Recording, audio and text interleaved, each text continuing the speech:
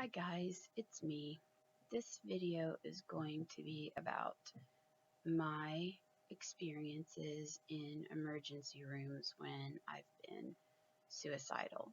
I think this is an important thing for people to talk about because um, I don't think that people who haven't been through it have a very realistic idea of what it's like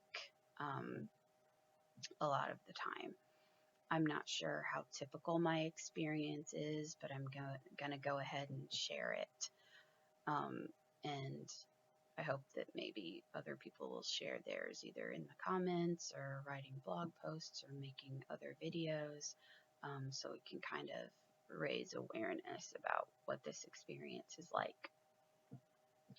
I have been in the emergency room for suicidal urges or plans of suicide 4 times, 3 times at one hospital and once at another hospital.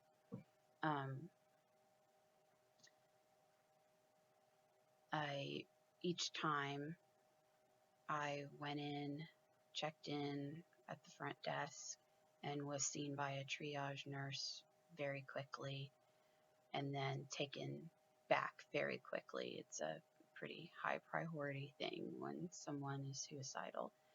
And at the first hospital, I was taken to a room at the end of a hall with 3 or 4 similar rooms around it, empty rooms with just not a hospital bed, just kind of like a rollaway bed, I guess, and a policeman sitting outside the bed. And I, got on a hospital gown and all my things were taken away. I wasn't allowed to keep, a book or a phone or anything like that. And at the second hospital, the emergency room was really crowded, so I was put on a hospital bed in a hallway. And my things were taken away immediately there as well. So then they did the typical stuff of taking vitals and drawing blood and getting a urine sample and asking, I guess, what are regular emergency room questions about physical symptoms and stuff, and then asking a lot of mental health questions. If I was hearing voices, if I was seeing things that other people indicated weren't there, if I felt like the TV and radio were speaking specifically to me, if I had plans to hurt anyone else, if I had a specific plan for killing myself, how long it had been going on, things like that. This is all done by a nurse. At the first hospital, after that, I was left alone for between 2 to about 6 hours. At the second hospital, a doctor and a psychiatrist came and talked to me immediately, and asked if I needed anything to calm me down, if I needed pain reliever, ibuprofen, or anything like that. And then told me I would be moved to a different waiting area specifically for mental health and stuff like that. So at the first hospital, it was pretty lonely. Once I went with someone and they were not allowed to come back with me. The other times I took myself, and then when someone tried to come and sit with me, they were not allowed to come back there, even when I, asked a nurse,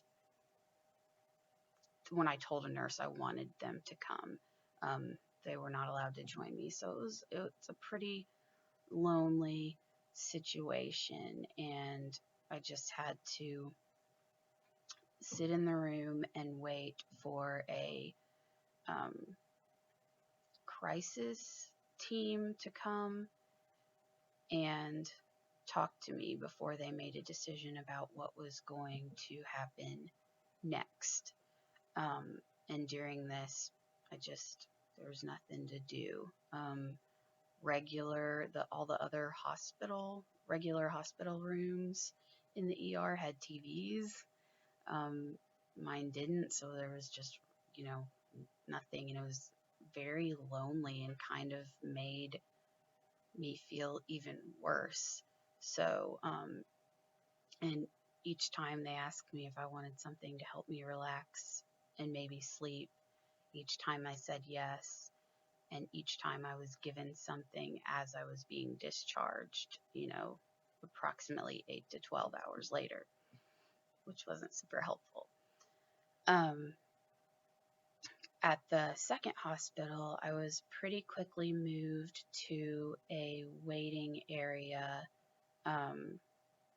with rooms with beds in them and some people sitting outside. I'm not sure if they were security people or nurses or what, and I was allowed to have my phone there and waited for someone from the psychiatric hospital to come talk to me. So it's not a very enjoyable experience. At the first hospital, the one I went to 3 times, once someone from the crisis team got there, they talked to me about what was going on, all my symptoms, how long it had been going on, what my home life was like, if I was being abused, the same questions about my mental health that the doctors and nurses had asked, and what medicine I was on, and all that kind of stuff. And then,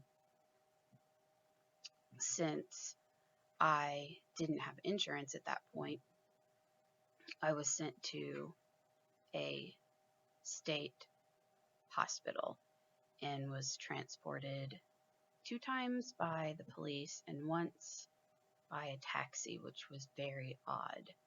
And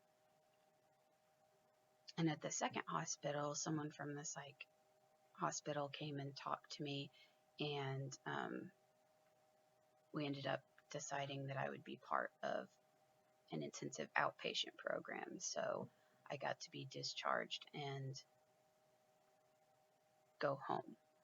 So basically, it is a lot of waiting by yourself, no one to talk to. You can't have any stuff to help distract you or help you cope. Nothing to help you sleep or relax most of the time. And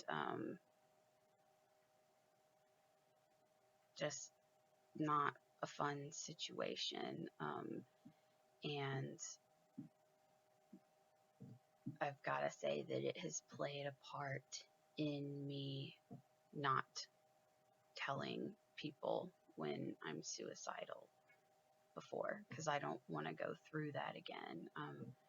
Sometimes I feel like I'd just rather be at home with my cats and my stuff and maybe take, a Tylenol PM and try to sleep through the misery instead of going through the whole exhausting ER process and sitting in a room alone and waiting for hours and hours to talk to someone.